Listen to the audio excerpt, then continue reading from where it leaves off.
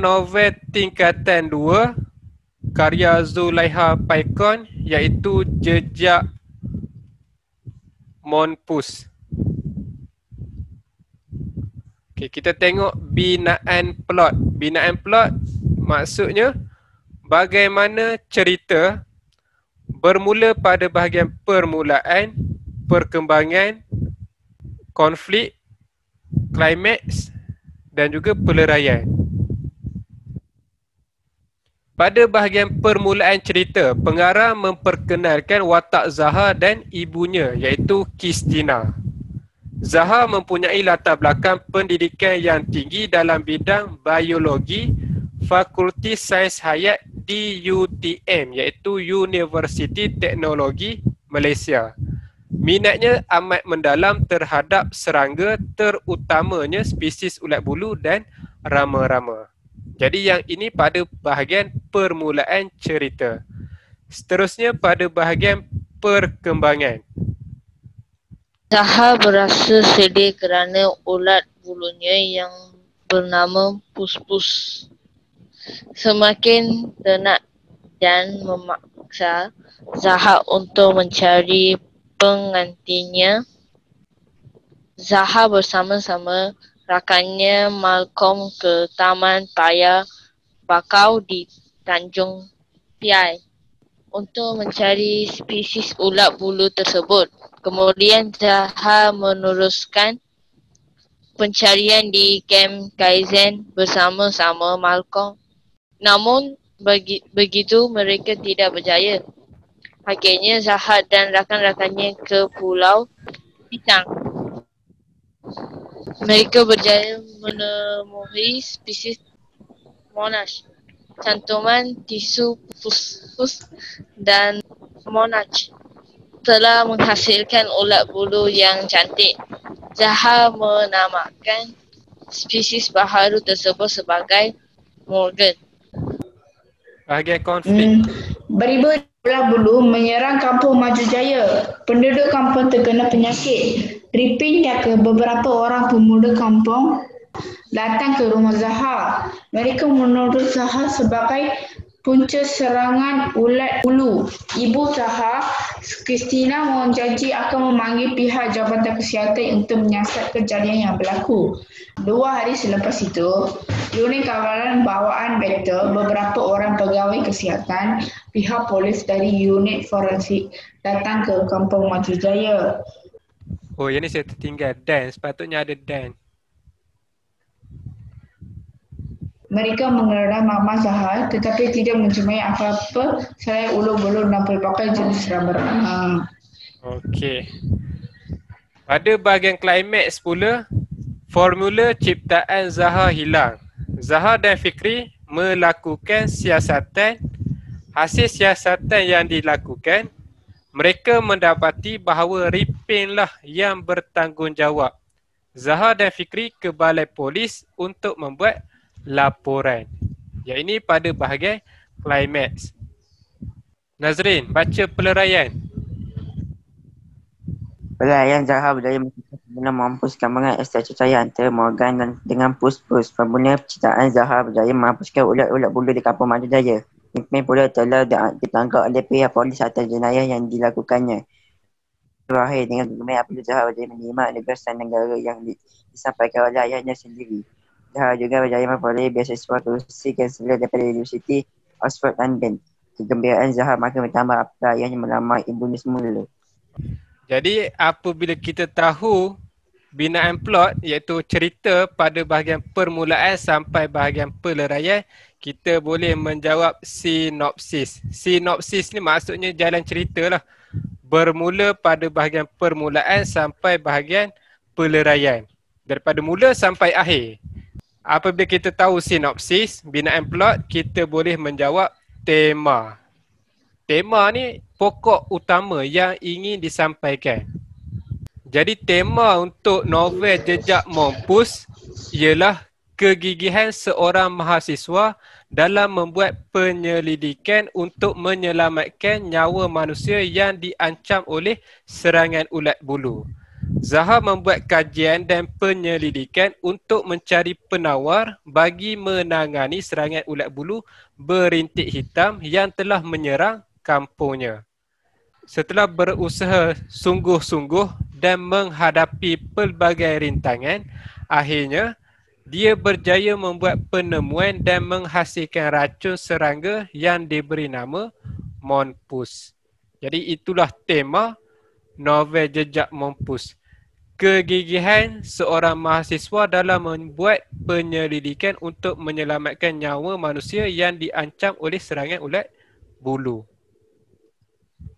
Teknik plot yang pertama, teknik pemerian. Bagaimana pengarang memerihalkan sesuatu situasi ataupun keadaan. Contohnya pengarang memerihalkan sikap Zaha yang sangat suka bermain dengan serangga sejak kecil lagi. Yang ini teknik pemerian. Memerihalkan. Yang kedua, dialog. Perbualan. Contohnya Zaha berbual dengan Malcolm tentang sumbangan pokok bakau sewaktu mereka ke Taman Paya Bakau di Tanjung Piai. Yang ketiga, imbas kembali. Imbas kembali maksudnya teringat peristiwa yang telah berlaku. Sebagai contoh, Zaha teringat saat perkenalannya dengan Mawar. Seminggu selepas mereka memulakan kuliah di Universiti Teknologi Malaysia. Yang keempat, suspense. Contohnya pembaca tertanya-tanya tentang keadaan Zaha setelah dia terkena pisau lipat yang dilibaskan oleh Ripin ke badan Zaha. Dan yang kelima, teknik kejutan. Contohnya pembaca terkejut apabila mengetahui orang yang menyampaikan anugerah beasiswa kerusi Chancellor kepada Zaha ialah ayahnya sendiri. Jadi yang ini teknik plot. Beza binaan plot dan juga teknik plot. Amir, baca watak utama Zahar. Kasih sayang, contohnya. Zahar amat menyayangi ibunya dan sanggup berulang-alik dari rumah ke kampus kerana tidak mahu ibunya tinggal sendirian di rumah. Keberanian, contohnya. Zahar dan rakan-rakannya berani menjelajah Pulau Pisang yang terlalu banyak kisah seramnya semata-mata untuk membuat kajian tentang ulat bulu. Kesabaran, contohnya. Zahar begitu sabar mencari formula untuk menyelamatkan penduduk kampungnya daripada serangan ulat bulu. Okey. Yang ini watak utama iaitu Zaha, seorang yang sangat menyayangi ibunya, sangat berani dan juga seorang yang penuh dengan kesabaran. Yang ini watak Zaha, watak utama. Seterusnya watak sampingan iaitu Kristina. Watak sampingan Kristina ni watak yang baik. Okey. Hakim, baca. Kristina, watak sampingan, berhemat tinggi. Contohnya, Kristina tidak pernah menyimpan perasaan dendam terhadap Baharudin, malah memaafkan bekas suaminya itu. Seorang yang berdedikasi, Kristina rajin dan komited terhadap kejayaannya sebagai guru bahasa Melayu di Sekolah Menengah Seri Yasin. Prihatin, Kristina berasa kesian akan Umar dan terkejut menerima perkabaran daripada adik Umar yang baru 6 tahun apabila mendapat tahu bahawa ayah Umar ada di hospital dan tidak boleh bernafas akibat serangan ulat serta kambing mereka pula sudah mati kerana digigit ulat. Kristina berharap Zaha dapat mencari penawar bagi serangan ulat bulu berbintik hitam itu dengan segera. Dengan segeranya. Ripin watak sampingan, tetapi watak sampingan yang jahat. Antagonis tu jahat Antagonis ni watak yang jahat. Pendendam. Contohnya Ripin berdendam terhadap Zaha yang telah membelasannya sehingga sanggup mencuri formula ciptaan Zaha.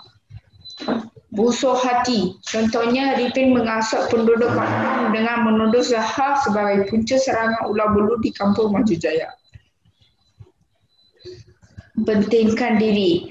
Ripin pentingkan diri demi kepentingannya. Dia terlibat dalam kegiatan jenayah dan ditangkap oleh polis untuk membantu kesihatan berhubung dengan sindiket penjualan bina campur sawit secara haram dan pemalsuan dokumen urus niaga menggunakan logo Sim Dairy Plantation dan Felda Agriculture Service Sdn Berhad. Kegiatan Ripin dan beberapa orang anak muda kampung terbongkar. Mereka didapati mengusahakan tapak benih campur sawit secara haram. Watak dan juga perwatakan, kita boleh menjawab soalan berkaitan dengan nilai persoalan. Kita juga boleh menjawab soalan pengajaran, latar masyarakat, peristiwa yang memberi teladan, peristiwa simpati dan juga peristiwa negatif ataupun kepincangan masyarakat. Kepincangan masyarakat ni benda yang buruk lah yang dilakukan oleh masyarakat. Okey, kalau nilai ni benda yang baik. Kamu kena ulang balik perkataan nilai. Contoh, nilai kasih sayang. Sebagai contoh, Zahar sangat menyayangi ibunya. Dia sanggup berulang-alik dari rumah ke tempat pengajiannya, iaitu di Universiti Teknologi Malaysia. Kalau persoalan, kamu kena ulang balik perkataan persoalan. Contohnya, persoalan kasih sayang anak terhadap ibu bapa. Sebagai contoh, Zahar sanggup berulang-alik dari rumahnya ke UTM. Kalau pengajaran, ada frasa kita hendaklah, kita janganlah, kita haruslah. Contoh, kita janganlah bersikap berdendam terhadap orang lain. Sebagai contoh, Ripin tidak seharusnya berdendam terhadap Zahar. Kalau latar masyarakat, masyarakat yang penyayang. Sebagai contoh, Zahar sangat menyayangi ibunya. Pengajaran, kita hendaklah menyayangi ibu bapa. Sebagai contoh, Zahar menyayangi ibu bapanya. Dia sanggup berulang-alik dari rumah ke UTM. Kalau peristiwa teladan, yang memberi teladan ni maksudnya memberi pengajaran. Jadi kita olah semula daripada peristiwa pengajaran. Teladan memberi pengajaran ataupun keinsafan. Simpati, kita berasa kasihan. Contohnya, kepada watak Zahar. Kita simpati kerana Zahar dituduh oleh penduduk kampung sebagai punca serangan ulat bulu berlaku. Kita juga simpati kepada Zahar kerana Ripin ni berdendam terhadap Zahar. Jadi kita rasa kasihan kepada Zahar. Simpati kepada Kristina kerana Kristina ni membesarkan Zahar tanpa ada seorang bapa. Maknanya Kristina ni seorang ibu tunggal. Jadi kita berasa simpati. Walaupun Kristina ni ibu tunggal, tapi dia tetap membesarkan anaknya dengan penuh kasih sayang. Kalau peristiwa negatif ataupun kepincangan masyarakat, yang inilah nombor 1, 2, 3 ni. Peristiwa Ripin berdendam, Ripin menghasut penduduk kampung, Ripin pentingkan diri sendiri. Yang itu kepincangan masyarakat ataupun peristiwa negatif. Latar tempat, iaitu di rumah Zahar. Apa yang berlaku di rumah Zahar? Ripin dan beberapa orang pemuda kampung datang ke rumah Zahar. Mereka menuduh Zahar sebagai punca serangan ulat bulu. Yang ini berlaku pada waktu petang. Camp Kaizen. Mereka mencari penawar untuk ulat bulu Zahar, iaitu pus-pus. Di Camp Kaizen ini peristiwanya berlaku pada waktu malam. Waktu pagi iaitu waktu apabila Kristina menjalankan tugasnya sebagai pendidik, iaitu guru bahasa Melayu di Sekolah Menengah Seri Yasin. Jadi yang ini waktu pagi. Jadi selesai untuk novel tingkatan 2.